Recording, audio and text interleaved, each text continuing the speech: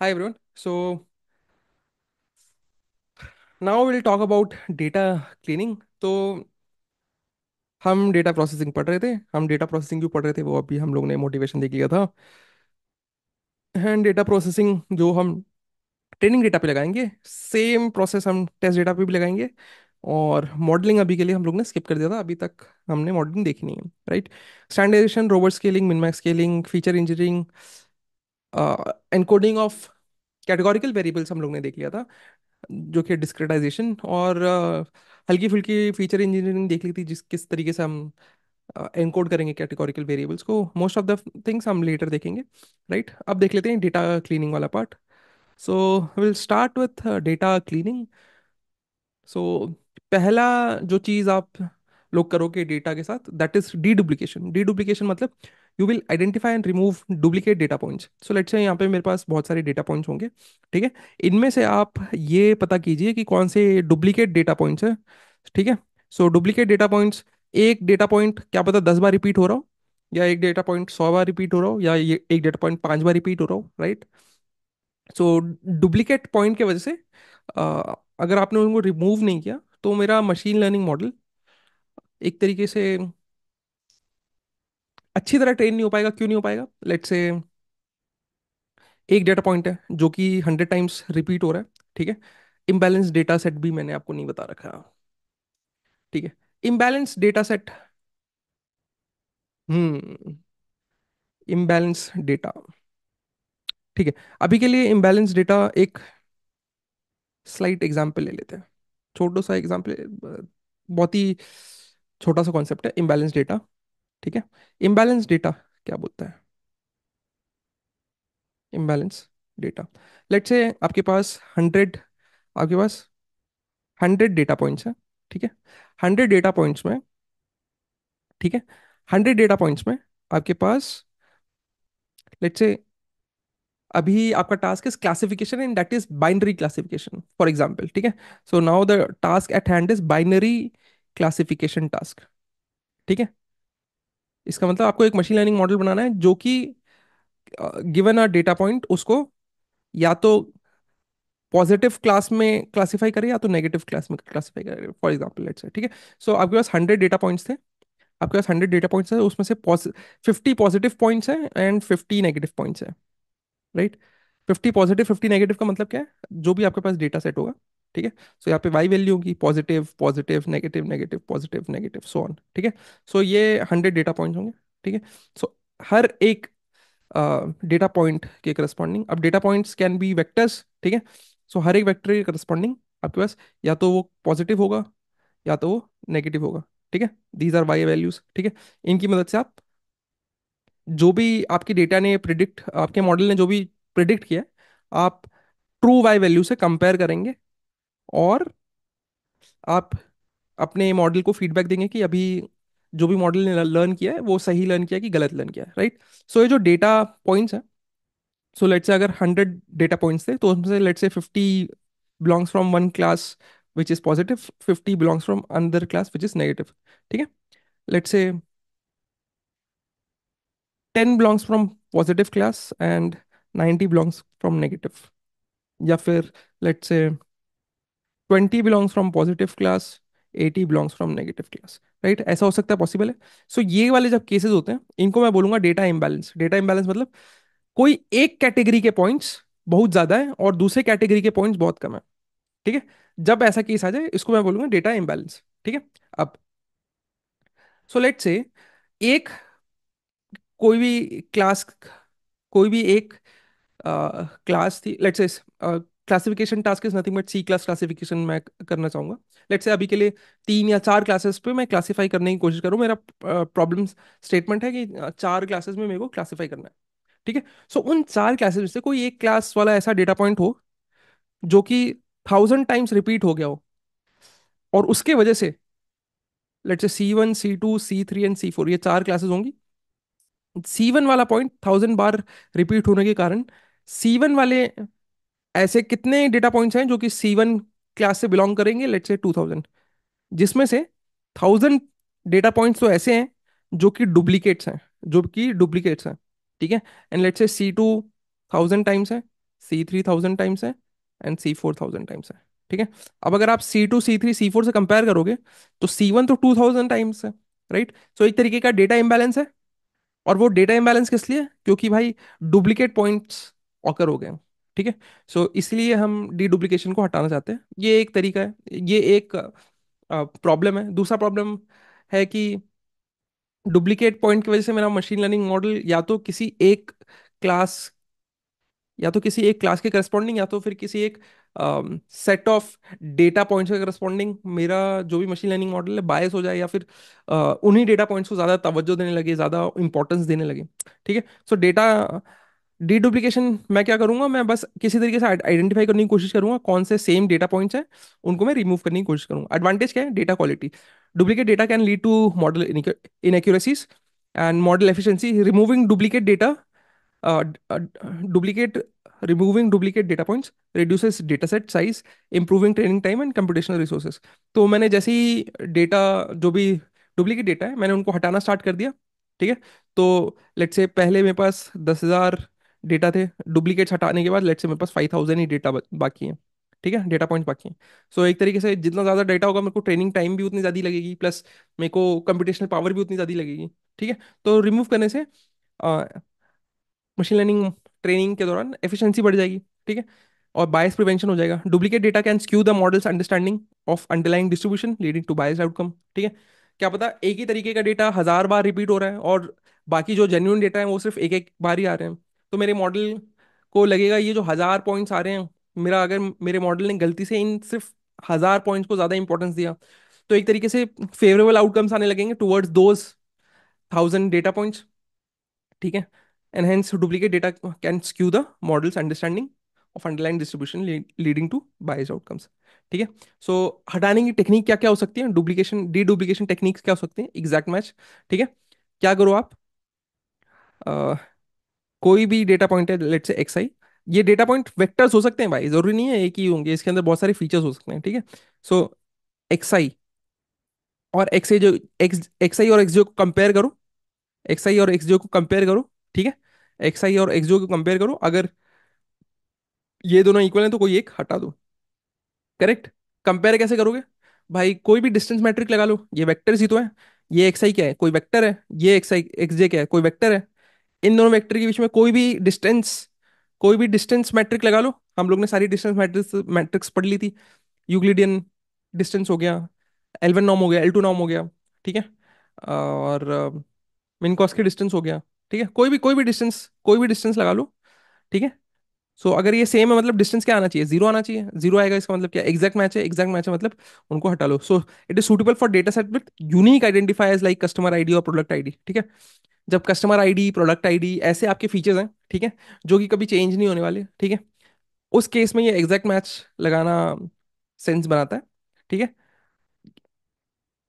एक और क्या तरीका है, लेट्स से आपके डेटा में कोई प्राइमरी की होगी, लेट्स से कस्टमर आईडी। ठीक है।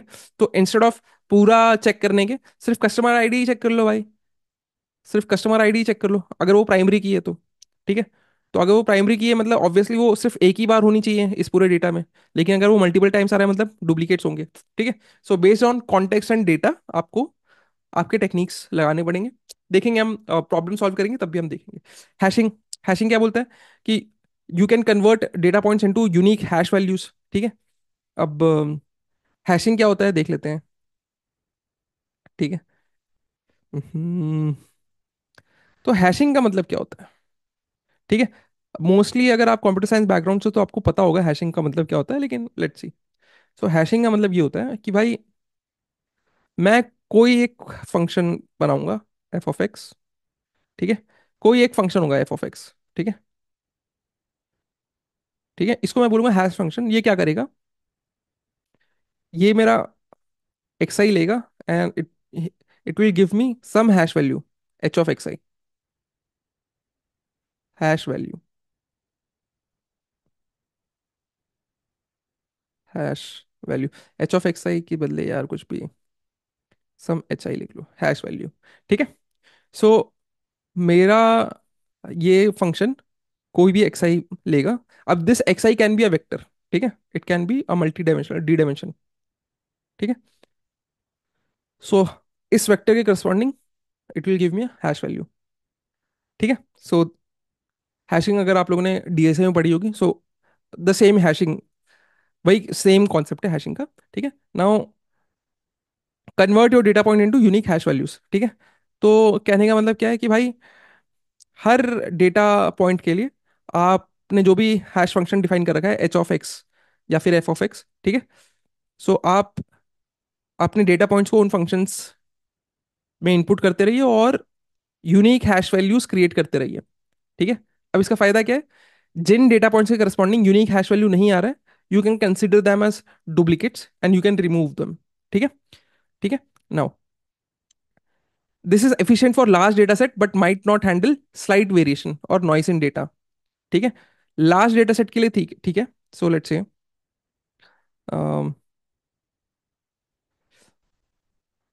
x1 के लिए आपने f ऑफ x1 निकाला, सम h1 आया। ठीक है। x2 के लिए सम आपने f ऑफ x2 निकाला, सम h2 आया। ठीक है।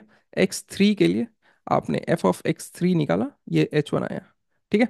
तो आप बोलोगे कि भाई सिंस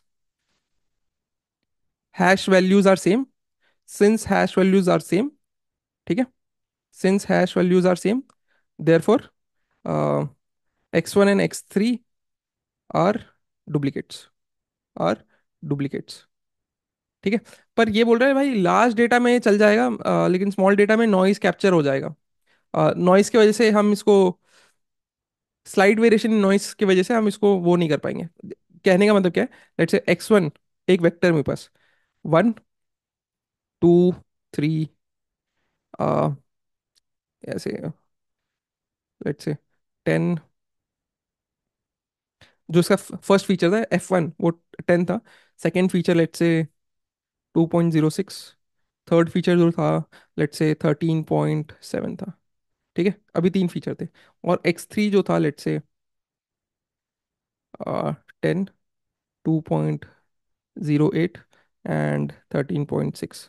सो देख रहे हो, ये जो थोड़ा सा डिफरेंस है, ये लेट्स से हम बोल सकते हैं नॉइस है। लेट्स से ठीक है, ये 2.06 से 2.08 हो गया और ये 13.7 से 13.6 हो गया। ठीक है। सो जो मेरा हैश फंक्शन था एफ ऑफ एक्स, ठीक है, F of x, basically this, it is this function is taking a vector of 3 dimension, for example. ठीक है। सो लेट्स से इतना सा स्लाइट डिफरेंस की वजह से, इतना सा स्लाइट डिफरेंस की वजह से उसका हैश वैल्यू h1 ना आके, लेट्स से इसका h1 आया, तो इसका लेट्स से h1 ना आके कुछ दूसरा h1 प्लस डेल्टा आ जाए। ठीक है। तो हैश वैल्यू सेम ना आए, राइट। तो अगर जब हैश वैल्यू सेम नहीं आएगा तो हम बोल देंगे कि भाई these are not duplicates, right? So it is efficient for large data set but might not handle slight variation or noise in data. Another technique is similarity or distance matrices। ठीक है। so एग्जैक्ट मैच के case में अ, या तो आप exact match के case में सीधा सीधा डेटा ही कंपेयर कर लो। करेक्ट। सीधा सीधा डेटा ही कंपेयर कर लो, डिस्टेंस, मैंने अभी थोड़ी देर पहले बोला था कि डिस्टेंस निकाल लो, दोनों के बीच में डिस्टेंस जीरो हो, तो दे आर एग्जैक्ट मैच। या तो ये तरीका सही है, डिस्टेंस निकाल लो, और अगर डिस्टेंस जीरो है तो मतलब दोनों डुप्लीकेट्स हैं।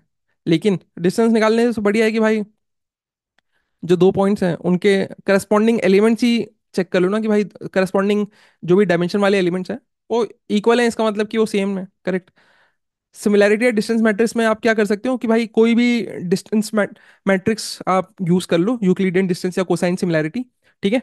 एंड अब इस केस में क्या कर सकते हो आप, एक एक थ्रेशोल्ड भी लगा सकते हो कि लेट्स से यूक्लिडियन डिस्टेंस लगा रहे हो, सो यूक्लिडियन डिस्टेंस में लेट्स से आपने बोला कि भाई यूक्लिडियन डिस्टेंस लेस देन 5 को मैं लेट्स से मैं बोलूंगा कि भाई ये वाले अगर यूक्लिडियन डिस्टेंस किसी दो डेटा पॉइंट्स के बीच में, यूक्लिडियन डिस्टेंस किसी भी दो डेटा पॉइंट्स के बीच में अगर लेस देन 5 आ रहा है, इसका मतलब मैं बोलूंगा कि भाई ये दोनों वेक्टर्स ऑलमोस्ट ऑलमोस्ट सेम है, ऑलमोस्ट सेम है। क्या पता नॉइस की वजह से थोड़ा सा डिस्टेंस आ रहा है, डिस्टेंस नॉन जीरो आ रहा है। ठीक है। या लेस देन 5 है या लेस देन 1 है। ठीक है। तो इस केस में मैं यूक्लिडियन डिस्टेंस लगा के, कोई भी डिस्टेंस मैट्रिक लगा के, ये जो नॉइस आ रहा है ना, जो डेटा में नॉइस है, इसके वजह से भी मैं, जो मेरा डिस्टेंस लगाने वाला जो मेथड है वो मेरा हैंडल हो जाएगा। इसका मतलब क्या है देख लेते हैं एक बार। सो लेट्स से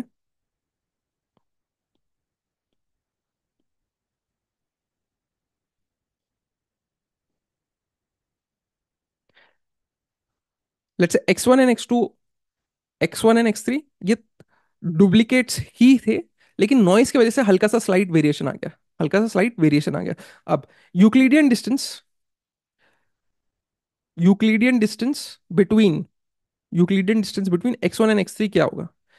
it will be under root of zero square plus 0.004, 0.0004 plus 0.01, correct, which is nothing but underscore of 0.0104, correct.